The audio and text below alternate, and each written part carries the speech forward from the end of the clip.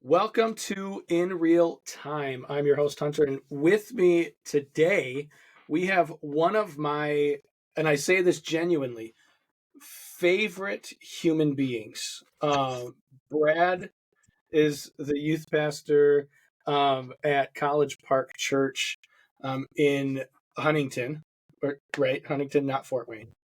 Huntington, Indiana.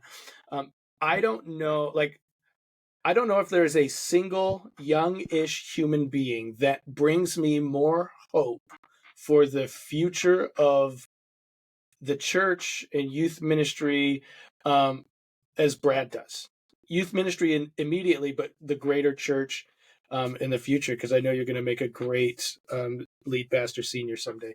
But I also we don't see too many folks our age, your age, you're a little younger than me, but with the desire for people to get into the scriptures and just sit and be present and just soak up what God has for us through his word. So your love for Jesus, for his people, and for his word is very inspiring and encouraging to me. So there's some fake applause going on because Brad Buckley is here. Brad, how you doing, man? I'm doing well, and hey, you are too kind with that intro, man. And I'm honored to be here. I really enjoyed the last episode you did with Josh, and just to be able to. I've been on a Zoom meeting with him since then, and I was yeah giving you guys high praise just for you know we're all sharing God's stories, right? Yeah. And that's a really fun thing about it. The only knock I have. Is there a way to keep all of the episodes you've recorded uploaded on that Spotify list? Or do you have to pay more money for that? I think I keep them up there, or I think I can 'Cause do I that. only saw like 2 episodes, and it said you were on your like 5th or 6th or something. Oh, I'll have to go and check and look into that. Okay. Yeah, I just would like to listen to the rest of them because, yeah, Yeah, this is yeah, good yeah. stuff, and it should be We're accessible. having fun. Yeah, we're Yeah, having fun with this. yeah. We're here pretty quick. I'm actually going to put them all onto YouTube as well, Oh, sweet. so it'll be even more accessible. But so one of the things we're talking about God's faithfulness in real time, Mhm. and we're talking about sharing stories. And I want to hear some stories, but before I do, I need you to hold that mug back up. I need to see what that said. My worship pastor gave me this. Best dad in the galaxy. Bum, bum, And bum, and I bum. can't the inside of it is completely decorated with Oh, all dude, kinds that of is so cool cool. stuff, even the bottom of the cups. So I'll have to finish it so I can show it all uh, Yeah, by the end of the episode. that's so cool. So we're talking about sharing stories, celebrating God's faithfulness. So let's start with getting a little intro to who is Brad Buckley. Tell us a little bit about yourself, both what you do now, how you got there, and interweaving some of these stories of God's faithfulness. Yeah. Um, Psalm 23 says, "Your rod and your staff are a comfort to me." Um, and I would say I am a prime example of times that God has had to use the rod, and it's been the greatest thing that's ever happened. Um, I helm from beautiful Appalachia in southeastern Ohio. I grew up farming beef cattle. I never bought hamburger from a store until I was in college at age 22, living in an apartment, and it was the worst experience of my life. Yeah, I've been through some crap. That was probably the most traumatic experience of my life. Uh, it, I found meat markets pretty quick after that. Anyway, um, Yeah. but no, I have 2 awesome parents who sincerely love the Lord. Um, Grew up in a small United Methodist Church out in surrounded by hayfields, right? And Yeah. um, was loved well there. I got some decent pouring in from folks. The guy who probably could have discipled me the best died of Parkinson's when I was in high school.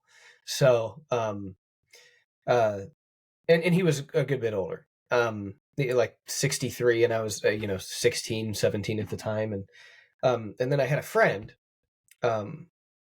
invite me to youth group at a United Brethren church.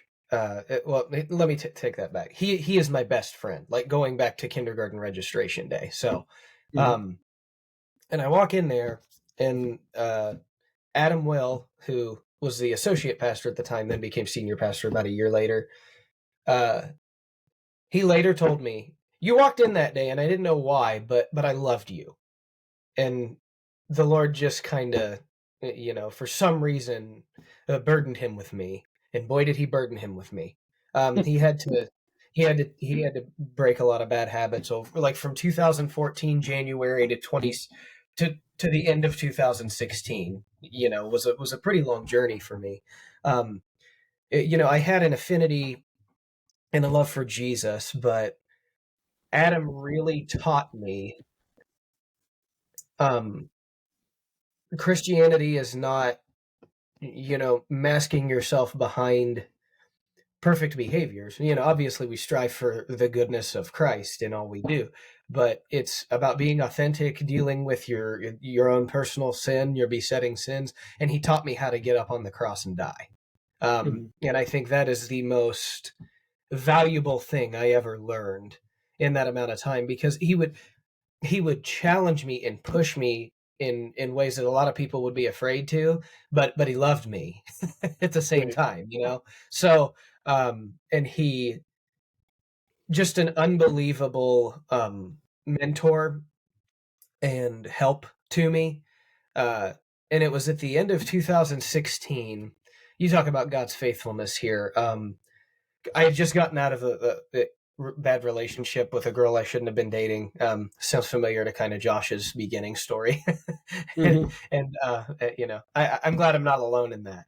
Uh, Right. but and it was after that, because I'd finished high school. I didn't know what I wanted to do, so I was working sheet metal fabrication, which builds a lot of character. That's really it. And um, but I had opportunities to be light there, because guys who are in that environment are pretty rough. But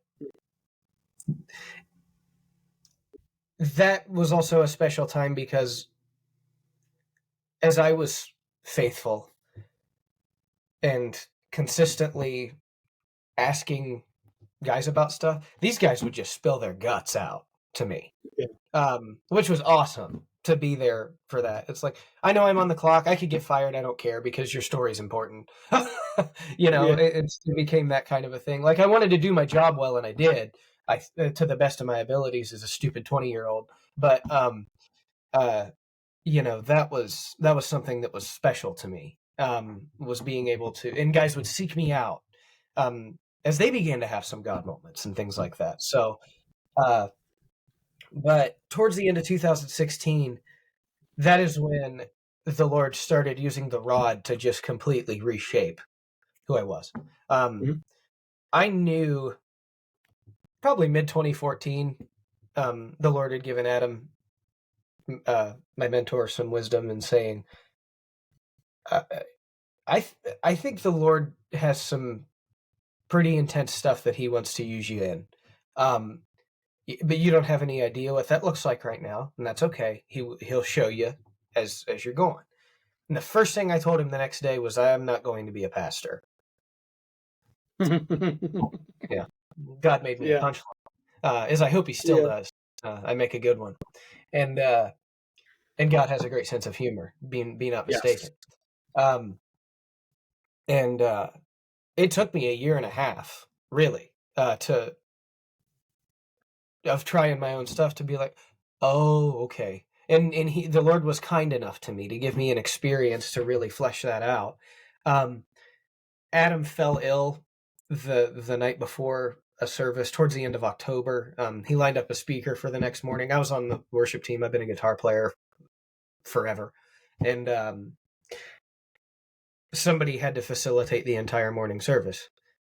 Uh, Soaking wet 19-year-old has to introduce speaker, do congregational praying, offering prayer, all of that sort of stuff, and not in an institutionalized church setting, but like these people were my family. Like they Yeah. discipled me, right?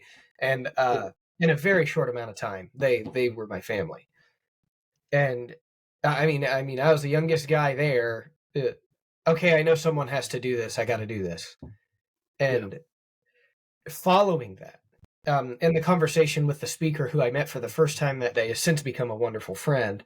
Um, I just sensed this intense burden from the Spirit. I need you to shepherd my people. And then I started asking some questions from smart people, one of them being the speaker who was there that day. And then talking with Adam, of course. Um, one of the most humorous but wise people, Jenny Jackson, after a worship practice one night, she'd always say, because her nerves get a little intense, she'd say, I only had to take half a Xanax before worship service this morning. I mean that kind of stuff, right? Yeah. We Adam did an 8-week series on Song of Solomon one time. Okay, she's in her late 70s, and she said, "Oh, I got a worship set. I surrender all. He touched me. Greatest thy faithfulness." It's great. So, but standing outside the parking lot after a worship service one night, I'm kind of talking through this with her, and she said, "I think he might be calling." And then Bishop Todd so happened to be making his rounds at the churches in that region. And that's the first time I meet him, and I explain what's going on, I think, in me. And he said, "I don't say this for everyone, but you might need to like get out of the area. Have you considered Huntington?" I was like, "I've been thinking about that and a few others, but Huntington's the only one I really have interest in because I want to be United Brethren. Y'all discipled me. I would like to stay in that world." And obviously, I could have done that through a different institution, but um, it just so happened that it worked out the way it did. So I ended up in Huntington. So I applied the Tuesday before Thanksgiving in 2016. I was at Huntington University exactly 2 months later, right before the second semester started, and I did not know anybody. Okay. And which is not a huge problem for me. I figure out stuff. Now, however, I was having conversations with everyone because I knew I'd die if I didn't have people.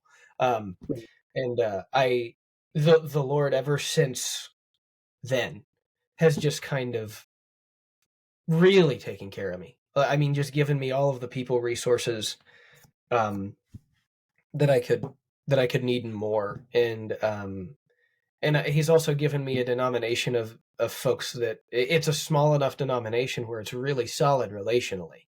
Um, we don't have the fattest amount of resources, but we got some loving discipled people, and it's a great family to be a part of. And um, yeah, I mean that's not even all that old history. I mean that's some more recent history on just how faithful he's been. And then I started College Park halfway through my senior year.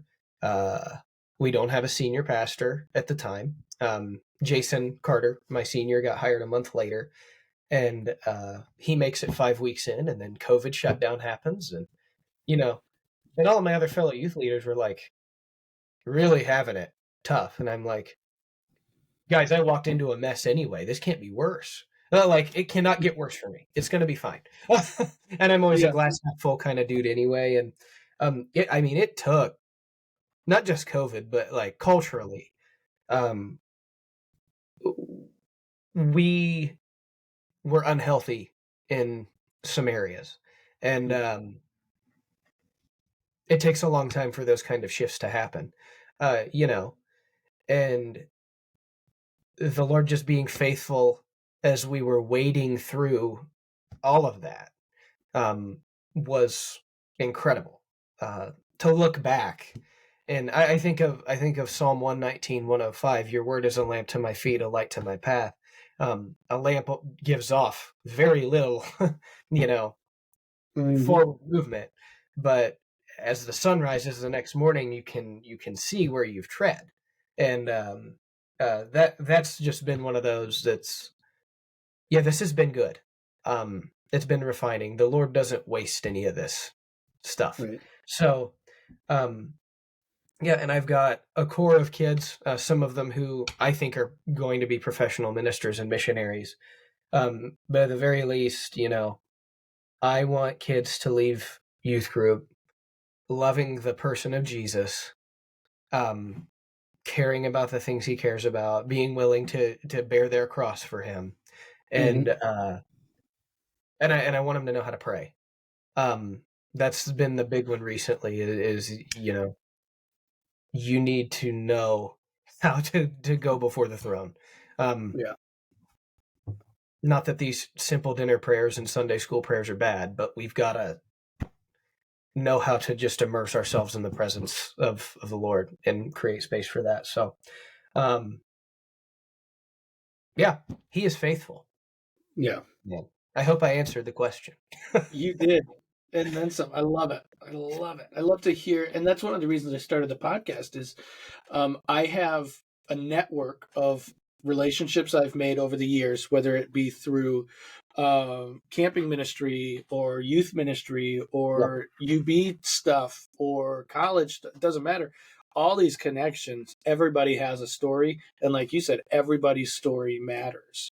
Mm-hmm. I mean, I thought, what better way to share those stories than through a medium like this, Mm-hmm. where people who know me would never know you, or would never get to Pennsylvania, to Greencastle, Pennsylvania, to hear Josh tell his story. Yeah.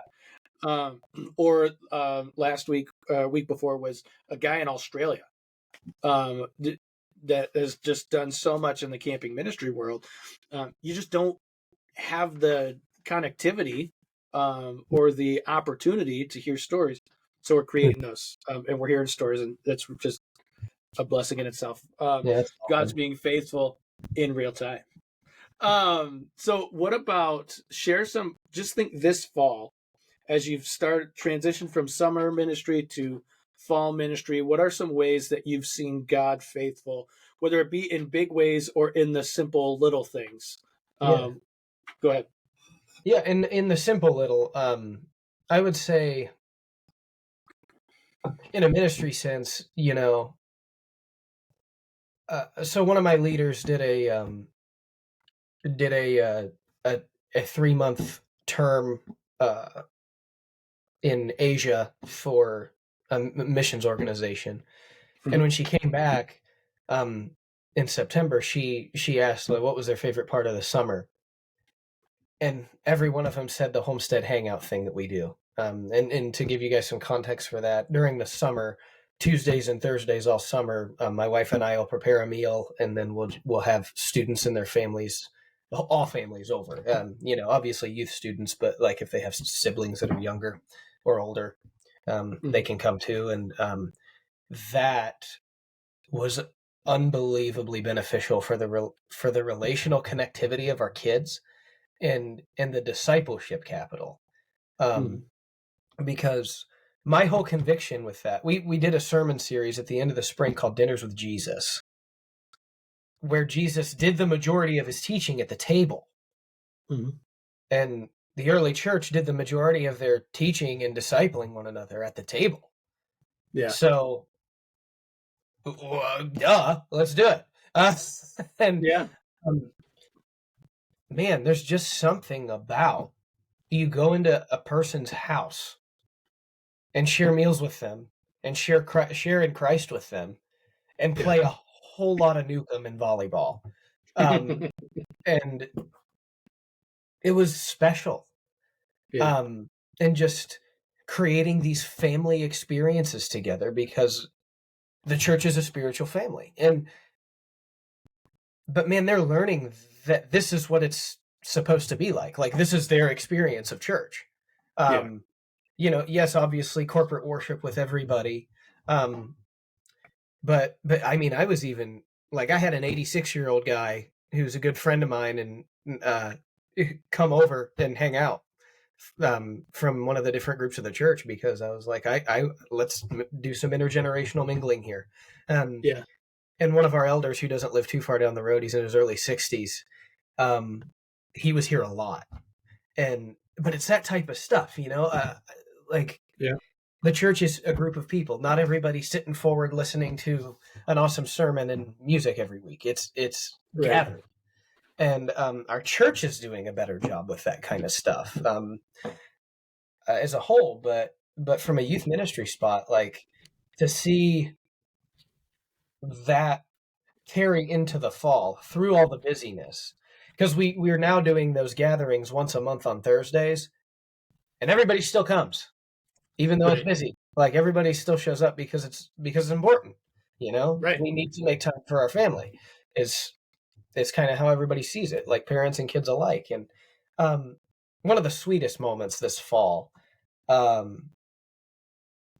fall break, I asked our kids, how many of you plan to be around, or you're not traveling.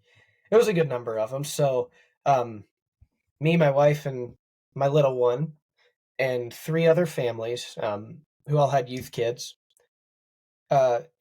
because Kylie knew of this farm back in Decatur, where she's from, about 45 minutes from here.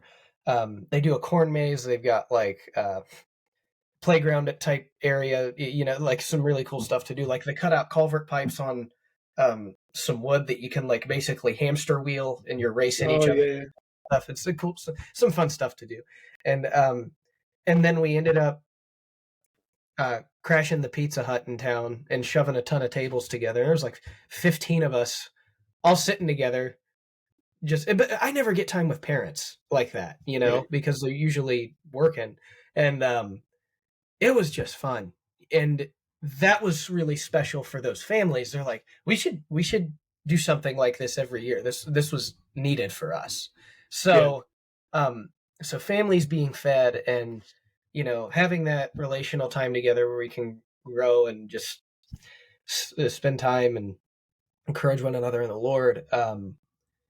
Really living life on mission together. And then as we go from those moments into the world and having these experiences of hospitality and such, how does that change how we're invitational with lost people or isolated people and different things like that? Because then it becomes a framework of who we are. Yeah. And that's just been a lot of fun to see. Yeah. I love that. That's so cool. One of the things we were kind of talking about beforehand, before we started recording, was um, just the idea of studying and being in the Word, and that's a heartbeat of yours. Mm-hmm. We talk all the time. Well, whenever we talk, which isn't as often as I'd like, but um, usually the conversation gravitates towards basking in the Word of the Lord. Um, so I want to. So when I said, "Hey, you want to do an episode?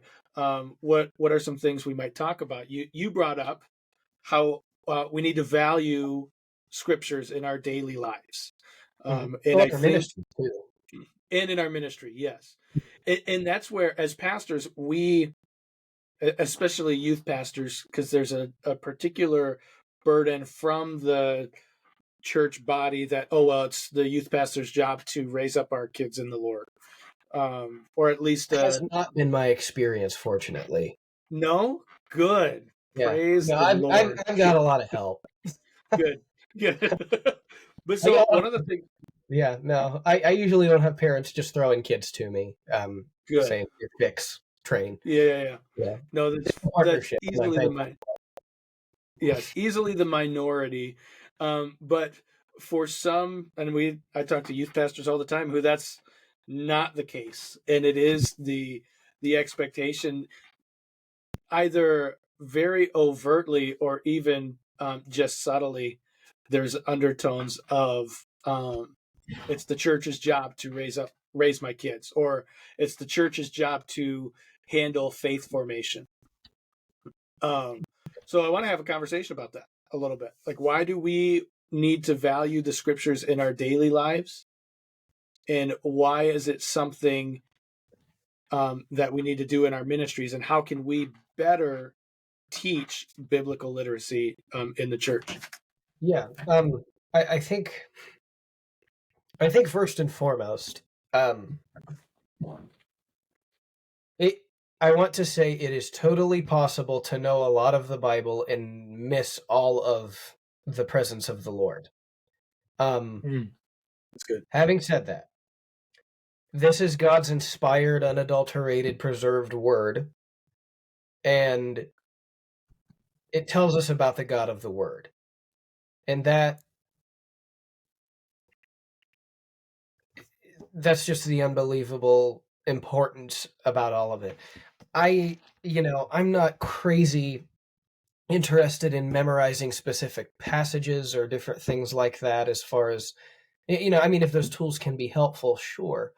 I want people to be able to use the tool, the resource of the Bible well, knowing how to access it, knowing how to read and interpret, discuss, ask questions of, use as a prayer guide, all of that sort of stuff. But back to the biblical literacy thing. Dr. Mark Fairchild at Huntington University, he retired this year. He was a New Testament professor when I was there. And he did an assessment some number of years ago of biblical literacy of incoming students, and it was stark. I don't remember exactly what the numbers were, but since his retirement, my senior pastor has been teaching the New Testament 1 class, and man, the first quiz was scary. Yeah. They're better now, like better study habits and, teaching kids how to college well. But like 17 of the 20 students got between 2 and 6 out of 20 questions right. Like getting answers wrong. Like, what are the 4 gospels? Jesus, Paul. Oh no. Yeah. Yeah. What youth groups are they coming from? Right. Yeah. Well, I think you probably have the answer, or can get the answers to that. Or none at all. And they're there for or another none at week. But why would you take New Testament when biblical history and literature is like a more base level class? Right. So, yeah, that, I just, and I don't want to be like, oh, you should read your Bible. Yeah. But it's like, guys, let's explore God's word together and absorb all of these love letters that he's written from generation to generation that has real-time application for you and me. Yeah. This tells us of God's faithfulness and love for us in every single way. So let's go on a journey together. I won't know everything. You won't either. It's going to be awesome. God's going to teach us something through it. And that's where I'm at. Like, I just want our students to just be in love with the word. So I actually stole an idea from you on how I run my Sunday nights now. I set everybody in a circle. Everybody grabs a sword. Okay. And right now we're walking through Romans. I'm taking like half a chapter at a time. Started in 5, going to go through 8, and then go back at 1 through 4. I'm calling it roaming through Romans. Nice. Do that the whole year, but basically just do a short teaching on it. A really good resource for some like storytelling materials related to this is N.T. Wright's For Everyone commentary. Highly recommend it.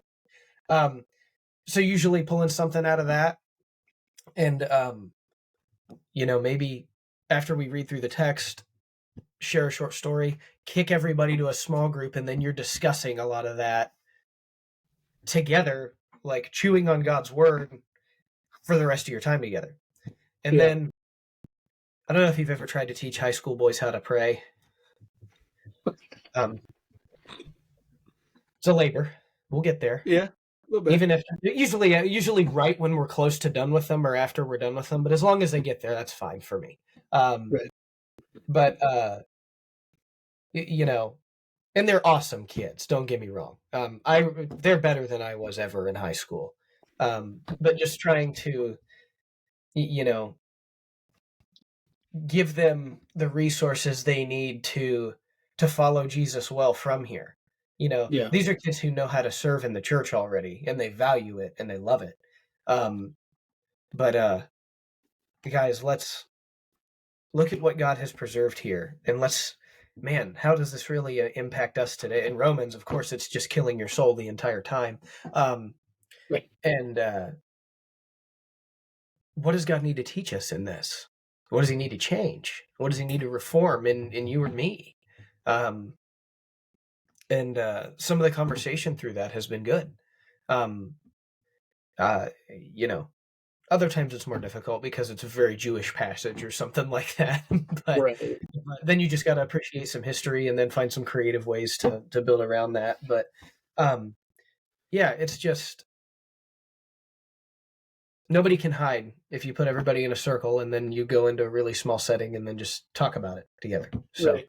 thanks for the tip. Yeah. It's gone Gotcha. well for me, I think. Good. Good. It went well for us too. This year, it's been interesting to see, and I'm currently in the middle of what a one of those examples of what worked once doesn't work now. What worked in Sure. this one context doesn't work. So we're still doing what we did last year, and it's working okay, but it's not to maximum effectiveness. Yeah. So I'm on the cusp of making some more changes Mhm. structurally, just to toy with that a little bit. Mhm. But so no, I'm glad that worked for you. It's really cool when you can just tweak the environment a little bit. Something as simple as going from sitting everybody facing a stage to, or everybody facing one direction, to putting people in a circle and having a discussion. Yeah. Really changes. It forces you to face the content.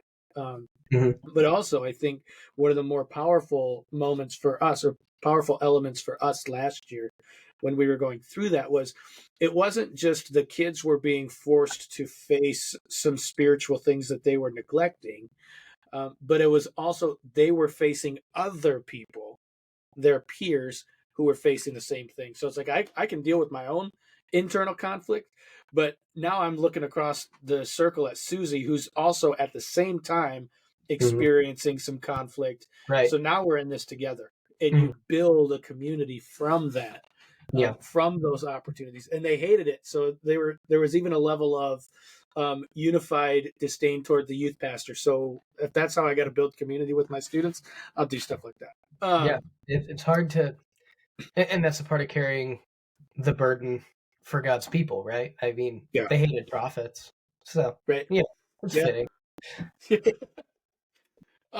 Yeah.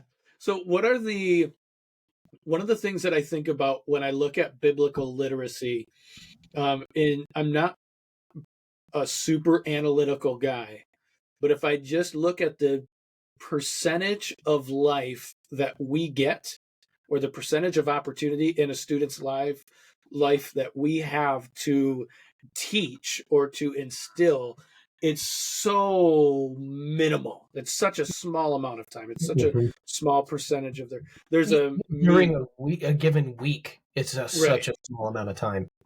Yeah, I saw my brother posted, he's got a 1 year old. He posted a meme that you get 12 birthday or 18 birthdays and X amount of Christmases and 22 tooth fairy visits and all of these things that were like, you only get two graduations with your kids. So make that time, prioritize that.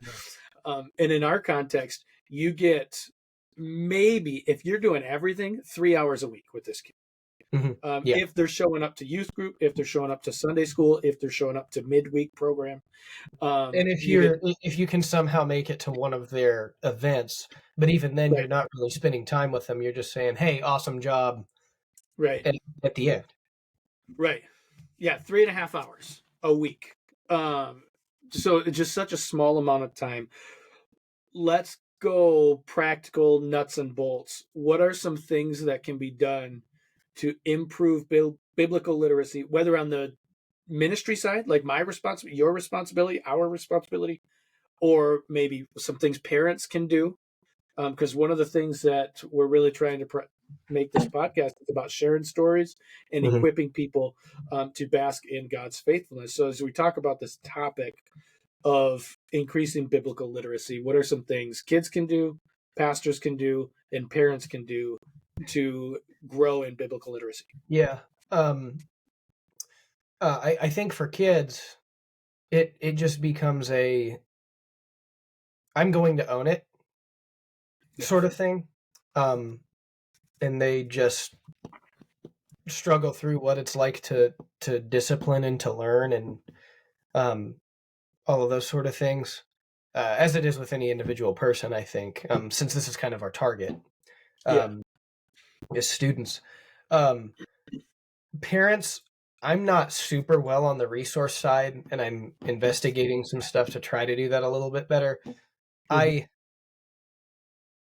I hate tactical stuff. I mean, I'm pragmatic and things like that. I don't like ministry tactic stuff because right, most of the time it's not that helpful and it checks a box, but it doesn't give us Jesus. right, So, how do I resource parents with the heart of Jesus if they're not, you know, having the heart of Jesus? Now, the parents right, who do, right, right. my job's just a lot easier. Um, Yeah, and theirs is too, and their kids, their growth curve is crazy. Um, so I think you've got to disciple your whole families well. I would say for that hmm, part. And College Park does um like offers stuff for the entire family on a Sunday night. So yeah, there's different modules that the adult classes will go through, like 8 or 10 weeks at a time. Um, Usually with a parent resourcing type of thing or an adult discipleship type of thing. And I'm not super familiar with those because again, I'm running Sunday nights right, for youth group, but my hope is that a lot of those resources can be given to parents on how to kind of pour that over into their kids. I know our children's ministry is pretty good about giving some of those resources to parents as well. But yeah, yeah, so as far as like nuts and bolts tools, that's not really a strength of mine. I need to work on right, that. yeah, Um, uh, I know Axis has some pretty good, easy to hand out stuff, and I've been exploring some of their things that I'd like to hand out. Um, but my problem with a lot of this stuff, and it's very topic driven, yeah, yeah, which yeah, some of it has to be. But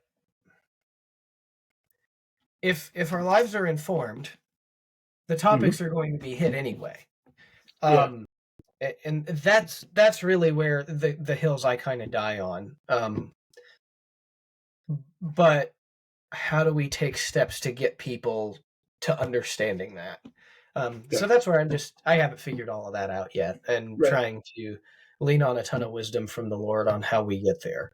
I yeah, think that's the next big challenge I have before me in my yeah, ministry. And so you said, what can the kids do? What can the parents do? And pastors. I guess I kind of answered that a little yeah, bit along with the parent one. yep, But yeah, to clarify what the parent one is specifically, discipled parents who really care about pouring that into their kids. They are the primary influencer and shepherding voice for their student. yeah, Uh, my parents in my context really get that. Um, I know that's not even the case for a guy like Nick. Just the right, makeup of his group, the culture, the kids are different, all from the same town, you know. right, So that's just I have a view within my own context that probably wouldn't be helpful for a guy who doesn't have supportive parents right, outside of, and not that they're not supportive, but ones who just really own and care about their own Christian walk, and their kid doesn't have animosity for them, but actually really respects them and wants to hear what they have to say. yeah, Um, which is kind of rare, yeah, honestly, because even like my own experience, um, I enjoyed listening to my parents and what they had to say most of the time, but but I had a lot of friends who didn't. Right. So, yeah, I mean, it's awfully unique, Yep. in every situation. So, for a guy who's listening, um, and was hoping to get some really good tools out of this, I am deeply sorry. Uh, That's all right. Go to Access, go to Navigators. Navigators yeah. has a ton of those sorts of resources for personal discipleship. Yep. And what am I looking for? Family discipleship. Talk to your pastor. Don't talk to us. This isn't. But there are so We're many. idiots. Don't take Yeah, our advice unless you're really desperate. right. There are a million resources out there, books, Bible studies, devotionals. It's less about how do I do this and more about just doing it. Just do it Um, and find something that really works with your family. yes. My pastor is taking his family through. Um, I think it's called Shaping Hearts and Teaching Minds. I bought the book, but it's basically a family devotional walkthrough of the shorter Westminster Shorter Catechism, Yeah. which is super neat because it's very concrete. Um, you know, what is the chief purpose of man? Uh, to glorify God and enjoy Him forever. Yeah. You know, the chief end of man, or something like that. And Yep. some of those concrete things can be really helpful as okay, you get this. But one of the accusations of the Presbyterian Church has forever been there's a lot of good doctrine, there's just not a ton of life. Right. So how do you get this really important piece here and then make time, especially like teaching kids how to pray, experiencing the power and the presence of the Lord? I Yeah. think there's a good way to merge that. And obviously he knows how to do that. Right. He and his wife do an awesome job with their kids. Um, but that's just like one example of a resource that can work.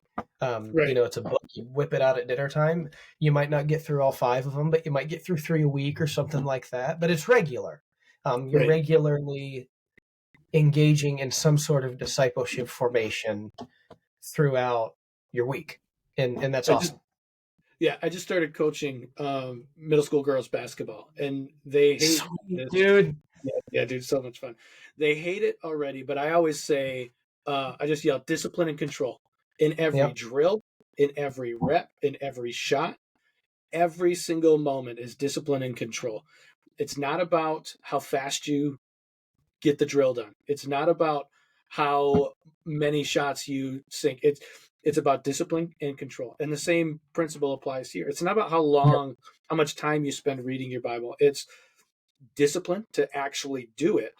And then it's Yeah, with some controlling the time. regularity. Right. And then it's Yeah. about controlling your time to make sure it's not just checking boxes, but Mhm. genuinely seeking the Lord's face. Yeah. So that's key. Discipline, control, Yeah, making the in time. discipline, man, like it can take a long time Oh yeah, to really figure out. I mean, it wasn't until pretty recently, so I'd say probably a 10-year journey where the Lord kind of helped me figure out my prayer life really well for the first time. yeah, And as I was creating, just prioritizing this space to pray, and I was listening. What do you need from me? And he said, I need you to approach me and I need you to live as if the clock on the wall doesn't exist. yeah, Okay. Um, and and as you listen to the stories of when God has revived His people over history, usually time doesn't matter. It's right, um, it's a lot of praying and it's a lot of weeping over their need yeah, for the Lord, and that's a cool place to be. yep. If And we can and I don't be and I there. don't know about you, but there have been times where I'm like, man, I'm running behind, or I don't have a lot of time for this today, God, but I'll squeeze it in. And then when I sit and when I'm faithful to respect that time Mhm, and really lean into what God is faithful. It's almost like He stops time and everything else. mhm. And like if I'm Yeah, running late for a meeting or I'm late to the office, whatever, He creates, because this is the God who exists outside of time, space for that in faithfulness in real time. If we're faithful to make that time, to have the discipline, to control the controllables, he is faithful on the other side of that to honor whatever it is we're. But first and foremost, we need to have the discipline and create the space to be in the Word and Yeah. not accept the excuse of, well, I can't do it because I don't have time. Yep. Because I shared in my sermon this past Sunday, there was I can't remember what ministry institute it was I shared, but 80% of the pastors they surveyed spent less than 15 minutes a day in prayer, if at all. that is Where a do they get stat. their inspiration to preach? Right. You know, that's a tragedy. Like, no Yeah. wonder the American church is so asleep. And if that's the pastors, what about the congregants? Yep. Devastating, man. Yep. I mean, for a pastor, like, there needs to be a great amount of fear and trepidation before teaching. Yeah. And a lot of prayer considered before we ever approach people. Oh, yeah. But where do we get our life? You know? Right. And I'm sure you've heard this a million times too. But in encouraging a student in their time with the Lord, it's like, oh, I'll do that if I finish my homework. Yeah. Lose some sleep. Like, Right. just come to the Lord and he will take care of you. Yeah. And that I heard that I usually hear it from like younger kids first, because those are the ones who come in who haven't been around me before Right. as much. And there was one day in a Sunday school class that I teach, it's 4th through 6th graders, and I heard that like 4 times from 4 different kids. I was not very nice that day. I maybe should have been a little nicer, but Yeah. Well, there's grace. I just I didn't feel a lack of control, but I felt a sense of like, guys, just we're totally missing. Do you realize that Jesus is the object of all creation? Yeah. The beginning and the end. He is the object of all of it. And if you make time for he who created time and sustains it, and in the beginning was the very word, don't you think he's going to help you finish your homework? No, he can do all that, but he can't help me with my math homework. But Understandable. Math classes. Yeah. They really need to come up with a different opportunity for those of us who just really don't care about advanced math. I hope that's a reform in education. Like, I don't need to go past 6th grade algebra, man. Like, right. That's it. Sweet. But all right, that was a great conversation on an important topic. And the hope is that we celebrate the faithfulness that we've shared, the stories we've shared, and take some serious time to reflect on what are we actually doing to spend time at the feet of Jesus and soak up his word, the many love letters, as you referred to it as, that he has written to us. So appreciate you, bro. Thanks for being here. And I just want to say, all of you youth pastors and youth workers out there, tools can be helpful, but God did not give us tactics. He gave us the Son, and that's who we need. Y'all need Jesus. I all need Jesus. We all need Jesus. Well, thanks, Brad, for joining us. This has been In Real Time.